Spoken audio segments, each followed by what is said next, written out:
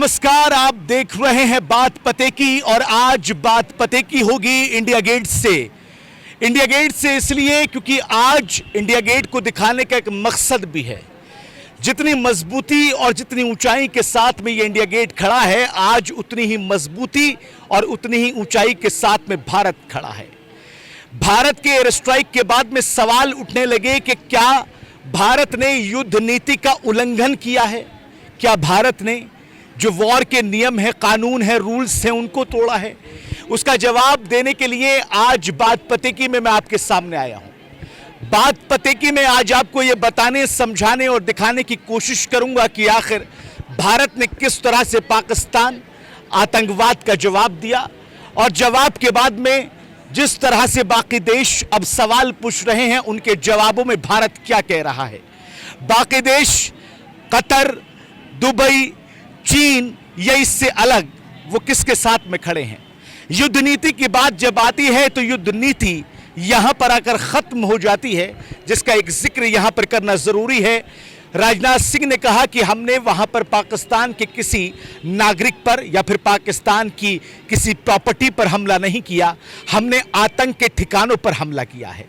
युद्ध नीति यहां पर आकर खत्म हो जाती है कि कुछ सरफिरे आतंकवादी हिंदुस्तान की सीमा के अंदर आते हैं और अंधाधुंध गोलियां बरसाते हैं, मजहब पूछकर गोलियां बरसाते हैं और भारत में कत्लेआम पैदा कर देते हैं।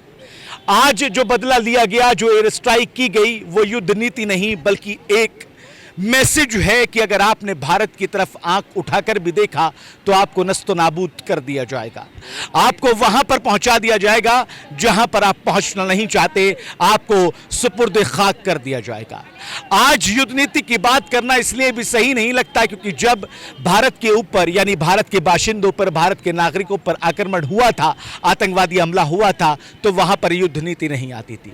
हालांकि कतर की बात करें, चीन की बात करें या बाकी और तमाम मुल्कों की बात करें तो भारत से बातचीत करके उन्होंने ये समझने की कोशिश की है कि आखिर भारत ने हमला क्यों किया, भारत ने जवाब क्यों दिया, भारत ने आतंक के ठिकानों को नस्तो नाबूद क्यों कर दिया। इस बात को भी समझने की जरूरत है।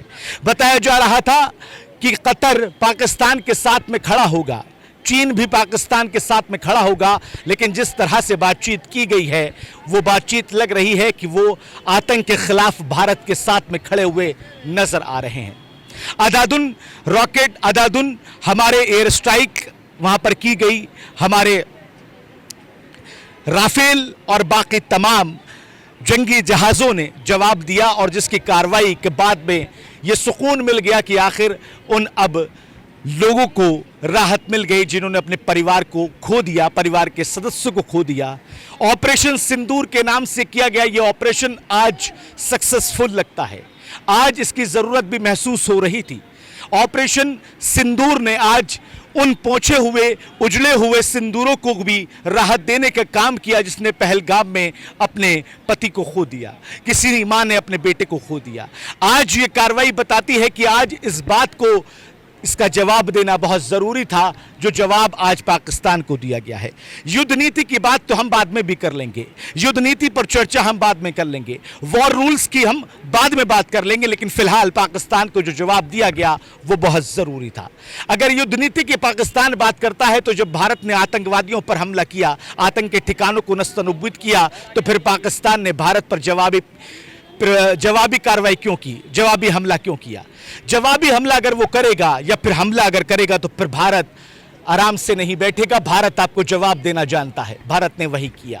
10 से ज़्यादा पाकिस्तानी सैनिकों को भारत के सैनिकों ने मौत के घाट उतार दिया, उनको ये सबक सिखा दिया कि आप भारत की सीमा के अंदर एक गज भी आने की कोशिश न कीजिएगा, आप कश्मीर की तरफ आंख उठा के मत देखिएगा, आप कश्मीर के लोगों की तरफ मत देखिएगा, इवन आप हिंदुस्तान के लोगों की तरफ मत देखिएगा, वरना आपका लाहौर, आपका कराची, आपका पाकिस्तान सब छीन लिया जाएगा। आज युद्ध नीति की बात करना इसलिए भी सही नहीं लगता क्योंकि जब भारत के ऊपर अटैक हुआ था, ये देश पर हमला था, तो फिर युद्ध नीति की बात नहीं की गई थी। बहरहाल आज मोदी के गुणगान किए जा रहे हैं, आज हमारी सेना के गुणगान किए जा रहे हैं, आज भारत का तिरंगा हवा में शान के साथ में लह रहा है। आज ये बताने का दिन है कि हम कार्रवाई कर सकते हैं, जवाब दे सकते हैं, और अगर तुमने ज़रा भी नापाक हरकत की तो फिर उसको हम किस तरह से डील करेंगे ये भी आज हमने बता दिया। आज पूरे हिंदुस्तान के अंदर खुशी तो है, लेकिन खुशी के साथ साथ वो गम भी अब थोड़ा सा धुंधला होता हुआ नजर आ रहा है, जो गम हमको उस दिन मिला था जब पहलगाम में आतंकवादी हमला हुआ था। आज सुकून मिल रहा है, लेकिन दो देशों के बीच की जो टेंशन अब पैदा हुई है वो टेंशन भारत ने क्रिएट नहीं की है। इससे पहले मैंने आपको ये भी बताया था कि किस तरह से भारत प्लानिंग कर रहा है। आज जगह जगह पर मॉक ड्रिल की गई, हवाई हमलों से बचने की क्या तकनीक है उसको सिखाया गया। आज ये भी बताया गया कि अगर हमला हो जाता है तो फिर आप क्या करें। इन तमाम बातों के बीच में एक बात निकलकर सामने आती है कि जवाब तो दिया जाएगा ना।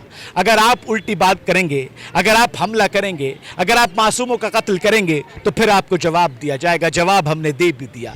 आज पहलगांव में इंसाफ मिल गया, पहलगांव में जान गंवाने वाले लोगों को इंसाफ मिल गया। आज उस माँ की आंख में खुशी के आंसू हैं जिस माँ ने अपना लाल गंवाया। आज वो सुहागन जिसका सुहाग उजड़ गया था और आज वो विधवा बन के बैठी है, आज उसने थोड़ी सी चेहरे पे मुस्कुराहट जरूर लाई होगी। आज देश कह रहा है जय जय हिंदुस्तान, जय जय हिंदुस्तान, जय जय भारत की सेना, जय जय हिंदुस्तान।